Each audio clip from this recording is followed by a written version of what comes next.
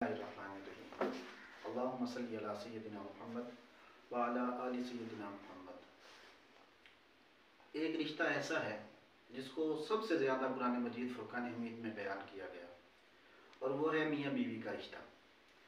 اللہ رب العزت کے حبیب صلی اللہ علیہ وسلم اس معاملے میں اتنی امت کے لیے رعایت لائے کہ آپ کو اجازت دی گئی کہ آپ اپنی بیٹی سے پوچھ سکتے ہیں کہ آپ کو یہ لڑکا پسند ہے یا نہیں، آپ اپنے بیٹے سے پوچھ سکتے ہیں کہ آپ کو یہ لڑکی پسند ہے یا نہیں۔ اس حد تک اسلام نے اس کی اجازت دی ہے، کیونکہ یہ جو رشتہ ازدواج ہے رسول اللہ صلی اللہ علیہ وسلم نے بذات خود بیان فرمایا کہ اس طرح کی عورت سے شادی کرو۔ یہ کس لیے؟ کیونکہ اس سے نسل چلنی ہے، اور اس نسل نے اسلام کی طاقت بننا ہے۔ اور حضور علیہ السلام نے فرمایا اپنے سے چھوٹی عمر کی لڑکی کے ساتھ شادی کرو اور زیادہ بچے پیدا کرنے والی لڑکی کے ساتھ شادی کرو۔ اس کی وجہ کیا ہے؟ فرمایا اس لیے کہ کل قیامت کے دن میں اپنی امت کی کثرت کے اوپر فخر کروں گا۔ آج ہماری بدقسمتی ہے کہ ہم لوگ کہتے ہیں جی بچے دو ہی اچھے ہیں۔ یہ بالکل غلط بات ہے، بچے دو اچھے نہیں ہیں، بچے جتنے بھی ہوں سارے اچھے ہوتے ہیں۔ تو اللہ تبارک و تعالیٰ توفیق عطا فرمائے۔ ایک تو یہ چیز، دوسری چیز سمجھیں، پھر جو گھر ہوتے ہیں ان کی آپس میں محبت و اتفاق، میاں بیوی کی آپس میں محبت ہونا، یہ بہت اہم چیز ہے۔ رسول اللہ صلی اللہ علیہ وسلم نے فرمایا تم میں سے بہترین شخص وہ ہے جو اپنی بیوی کے ساتھ معاملات میں اچھا ہے، اور فرمایا میں تم سب سے زیادہ اپنی بیویوں کے معاملات میں، ان کے حقوق کے معاملات میں سب سے زیادہ اچھا ہوں۔ تو آقا علیہ السلام اپنی بیویوں کو ان کا حق ادا کیا کرتے، ان کے ساتھ محبت، شفقت، رحم اور عفو و درگزر والا معاملہ فرمایا کرتے۔ تو یہ آقا علیہ السلام کی سنت بھی ہے، اور اسی میں اللہ تبارک و تعالیٰ نے اور بڑے اجر رکھے ہوئے ہیں۔ مثال کے طور پہ آپ کی بیوی اگر تندخو ہے، سخت زبان بولتی ہے، تو آپ اس کی بولی پر صبر کریں گے تو اللہ تبارک و تعالیٰ آپ کو اجر نہ دے گا۔ کہتے ہیں ایک شخص تھا، اس نے کسی بزرگ کا نام سنا کہ وہ بڑے اللہ والے ہیں، تو ان کی زیارت کے لیے چلا گیا۔ اب جب پہنچا تو ان کے گھر پر دستک دی، وہ جنگل کی طرف گئے ہوئے تھے تو بیوی گھر پر تھی۔ تو اس نے دروازہ کھولا، اس نے کہا کدھر آئے ہو؟ کہنے لگا میں حضرت امام الاولیاء سید الاتقیاء، اس نے جو بھی لقب بولنے تھے بولے۔ اس نے کہا میں حضرت صاحب کی زیارت کو آیا ہوں۔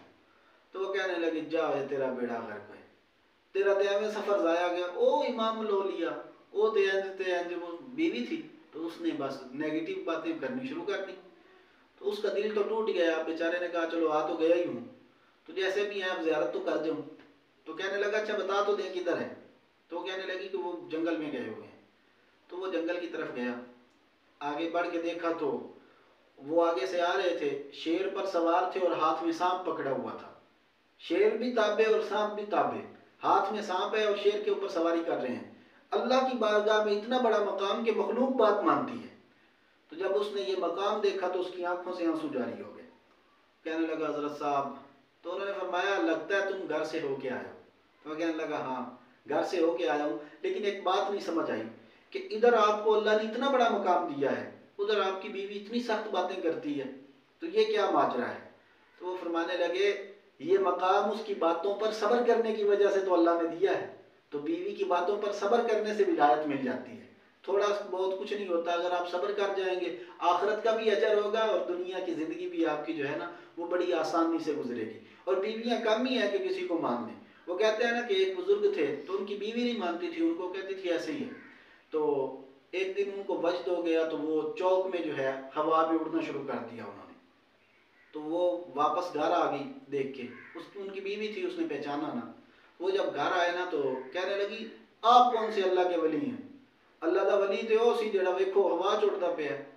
تو انہوں نے لاگے ہو کے کیا، انہوں نے کہا بلیے لوکے میں ہی ساں۔ کہنے لگی ہاں ددی گواں ڈنگا ڈنگا کر تو اڑدا ہے۔ تو بیوی جو ہے وہ اپنے شوہر کو نہیں مانتی، اس کی باتوں پر صبر کرنا پڑتا ہے، اسی کے بعد تو اللہ تبارک و تعالیٰ اجر عطا فرماتے ہیں۔ تو پہلے تو دعا کریں کہ آپ کو نیک صالحہ بیوی ملے، اور اگر اس کے برعکس ہو جائے تو پھر ساری زندگی اللہ تعالیٰ صبر دے، اور اس صبر پر دنیا میں بھی اجر دے، آخرت میں بھی اجر عطا فرمائے۔ والسلام علیکم ورحمۃ اللہ وبرکاتہ۔